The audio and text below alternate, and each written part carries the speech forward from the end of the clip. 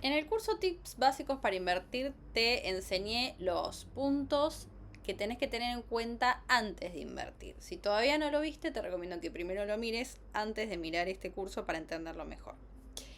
Lo que vas a aprender en este curso es qué tipo de inversión te conviene hacer según el objetivo que tengas o los objetivos que tengas en tu emprendimiento, y también los puedes aplicar a tu vida personal.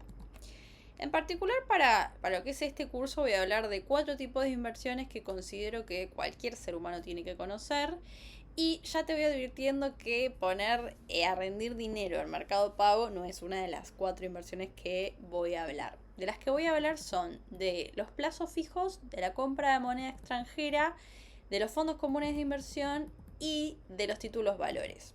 No vamos a hablar en este curso de criptomonedas, porque si no, no estaríamos hablando de inversiones básicas, porque lo que implica la tecnología del blockchain que refiere a las criptomonedas es bastante más complejo, no es básico y realmente hay que estar capacitado para invertir en ello. Entonces, no nos vamos a enfocar ahí, sino que vamos a ir con lo que considero que son inversiones básicas que todos deberían entender cómo funcionan, conocerlas y poder aplicarlas a la vida cotidiana.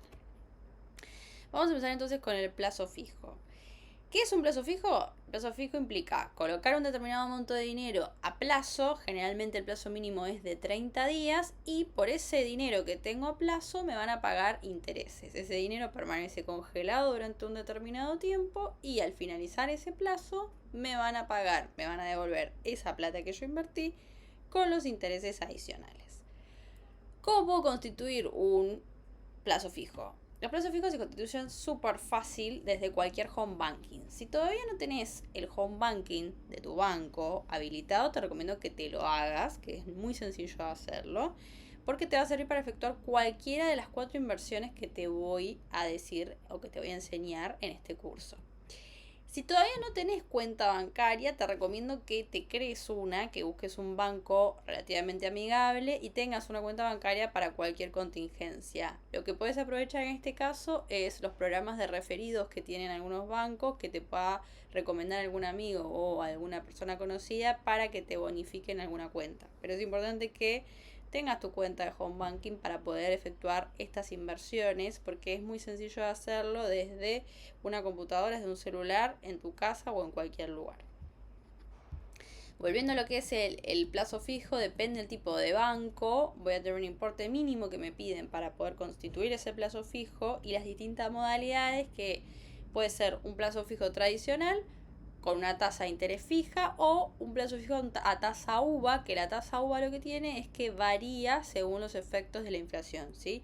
Hoy por hoy el más común es el plazo fijo tradicional, que es un determinado interés a un determinado plazo de tiempo.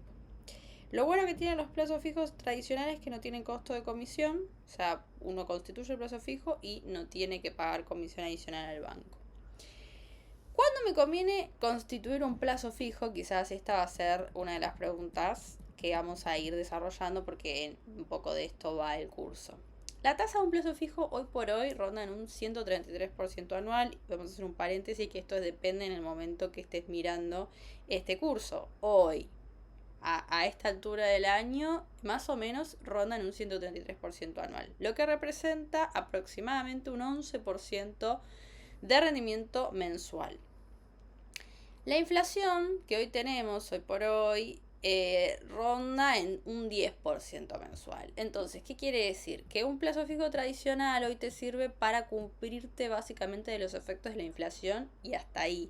O sea, no sucede que generes, o sea, no vas a generar una renta adicional simplemente porque esta tasa de interés solamente protege la pérdida del poder adquisitivo y llega hasta ahí nomás. Por lo tanto, te recomiendo que utilices esta alternativa si tenés un dinero que lo tenés que usar en el corto plazo para efectuar pagos, ya sean a proveedores, hacer frente a algún tipo de gastos. Si tenés que comprar mercadería, pero todavía no definiste a quién le vas a comprar o qué es lo que querés comprar, ¿sí? La lógica para el plazo fijo es: tengo el dinero parado, pero no lo tengo perdiendo el valor, sino que lo coloco para que me genere intereses y que para que esté solito en una cuenta bancaria o en efectivo, solito no pierda poder adquisitivo. Esa es la opción cuando yo recomiendo que se constituya un plazo fijo. Ahora vamos a hablar de lo que es la compra de moneda extranjera, que básicamente es comprar dinero en una moneda que sea más fuerte que el peso o que esté al menos expuesta a la pérdida del poder adquisitivo. La más común obviamente es el dólar, pero también tenemos el euro, los reales, los yenes, etc. Cualquier moneda extranjera. Respecto a lo que es el dólar en Argentina, existen cuantos tipos de dólar como gustos de helados haya. Entonces, lo que más presente vamos a tener es el valor del dólar blue, que es el valor del dólar más alto en la República Argentina, ¿sí? Pero después tenemos los otros tipos de dólares que son más accesibles o más baratos para comprar y sin lugar a duda, hoy por hoy es el MEP, el dólar MEP, el que te conviene salir a comprar, ¿sí? A ver, obviamente existen las llamadas cuevas donde uno puede ir y comprar libremente moneda extranjera al valor más caro, que es el valor del dólar blue, ¿sí? El inconveniente que podríamos tener en este caso es que si yo tengo que salir a declarar cuando hice una compra de algo, de dónde provino ese dinero, voy a tener ciertos problemas porque lo que son las cuevas no están reguladas, sino que es como si yo voy y le compro a mi vecino, ¿sí? Entonces si tengo que salir a explicar cómo yo obtuve esos dólares es un poco complicado, por lo tanto lo que conviene en esos casos para obtener la moneda extranjera es comprar con la opción, ¿sí?, del dólar MEP, que consiste en comprar dólar a través de un broker, ¿sí? Los más conocidos son Invertir Online, Cocos Capital, ¿sí? Lo que tienes que hacer es crearte una cuenta y luego realizas la compra. Lo que vamos a hacer es, yo en la sección de herramientas te dejo un archivo con los tips básicos de lo que tenés que saber sobre el dólar MEP y cómo se efectúa la compra del dólar MEP, porque si no este curso quedaría muy largo, pero lo que sí te recomiendo es que si vas a comprar moneda extranjera lo hagas a través de esta alternativa. ¿Cuándo me conviene comprar moneda extranjera y en particular dólares? Siempre es una buena alternativa cuando tenés planificado comprar algún tipo de bien de uso, como por ejemplo maquinaria para un emprendimiento, si querés comprar un utilitario, un auto particular, una casa, un local o simplemente si querés viajar al exterior, dado que en cualquier país del mundo van a aceptar dólares, esto llevándolo más a lo que es la vida personal. Lo que sí tengo para recomendarte es que cuando salgas a vender dólares, intentá hacerlo cuando esté en alza, obviamente cuando el valor sea el más alto, ¿sí? Y como plus adicional tenés que tener en cuenta que es una obviedad, pero a veces algunos se confunden, es que la cotización venta quiere decir que es el precio para ir a comprar y la cotización compra es para cuando vos vas a vender, ¿sí? La terminología es al revés, es cruzada, no te confundas. Vamos a pasar al otro tipo de inversión que mencioné anteriormente, que son los fondos comunes de inversión. ¿Qué son los fondos comunes de inversión? Es una inversión colectiva que combina el dinero de muchos inversores, ¿sí?, e invierte en diferentes activos según el objetivo que tenga el fondo, ¿sí? Existen fondos comunes que tienen renta fija, que tienen renta variable o tienen renta mixta, según cómo se componga. ¿Cómo puedo constituir un plazo fijo? Un fondo común de inversión. Al igual que el plazo fijo, ¿sí?, los fondos comunes de inversión se pueden constituir desde cualquier home banking. Yo puedo comprar cuotas partes, que las cuotas partes son las unidades en que se compone un fondo común de inversión, ¿sí? Y puedo elegir cuántas cuotas partes quiero comprar según el valor de cotización que tenga. Acá lo importante que mires antes de invertir es cómo viene siendo la performance de ese fondo común de inversión en los últimos meses. Esa información generalmente está publicada en el home banking cuando vos vas a ver el precio de cotización. Cuando cotizas en un fondo común de inversión, ten en cuenta esto de que si estuvieron en alza o en baja, cómo fue ese rendimiento durante los últimos meses para que vos puedas saber si tuvo un rendimiento bajo o tuvo un rendimiento más o menos bueno.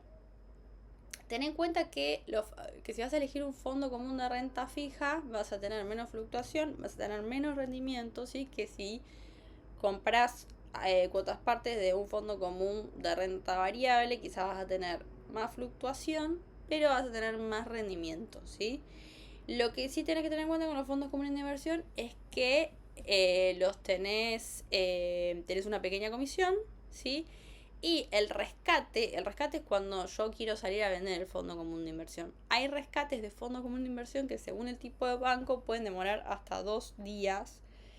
Esto tenerlo en cuenta porque si necesitas el dinero, tenés un plazo entre que te depositan ese dinero en la cuenta o que se produce el rescate de ese fondo común de inversión.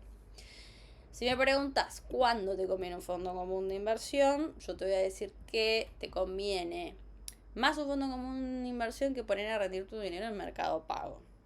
Solo por una cuestión de seguridad, no, porque a ver, los niveles de seguridad de un banco no son los mismos que los de Mercado Pago. Es mucho más fácil que te hackeen una cuenta de Mercado Pago que un home banking. Entonces, yo recomiendo que se constituya un fondo común de inversión y no dejar la plata a rendir en Mercado Pago, ¿sí?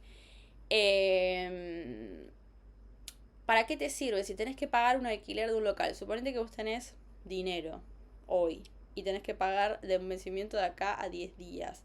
No te da el plazo para constituir un plazo fijo porque el plazo fijo dijimos que tiene más o menos un plazo mínimo de 30 días y vos necesitas la plata a 10 días. Entonces, para que en ese transcurso de 10 días no te lo vaya comiendo la inflación, lo que podés hacer es constituir un fondo común de inversión, lo pones a rendir esos días y lo rescatás antes de tener que pagar el alquiler. ¿Sí? Te sirve mucho para todo lo que sean pagos que tengan vencimiento. Vas haciendo rescates.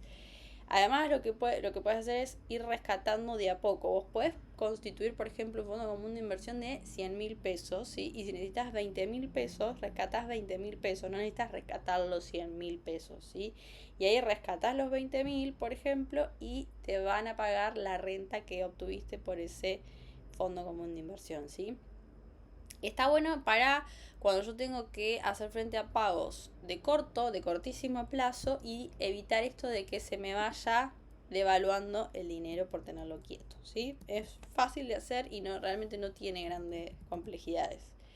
Y por último, la última versión de la que te mencioné anteriormente son los títulos valores, ¿sí? Que en particular voy a hablar de las acciones, me voy a focalizar en estas para no explayarme demasiado, y tenés que saber que una acción es una parte del capital social de una empresa donde el inversor participará de las ganancias o pérdidas de la compañía y las ganancias pueden o no generar dividendos, ¿sí? Que serán pagados en efectivo o en acciones de la compañía.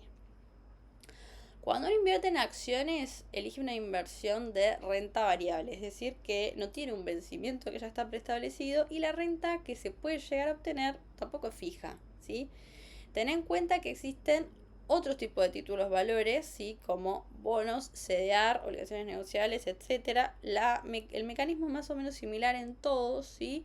Lo que tienen el particular las acciones es esto de que no tienen un vencimiento, sino que yo puedo comprar acciones, las puedo tener y las puedo salir a vender en el mercado cuando quiera, ¿sí? ¿Cómo puedo comprar acciones? También lo mismo que los fondos comunes de inversión y los plazos fijos. A través de home banking, sí, podés visualizar las acciones que existen en el mercado, a cuánto cotizan, cómo fue la performance, cómo viene siendo el rendimiento de los últimos meses, ¿sí?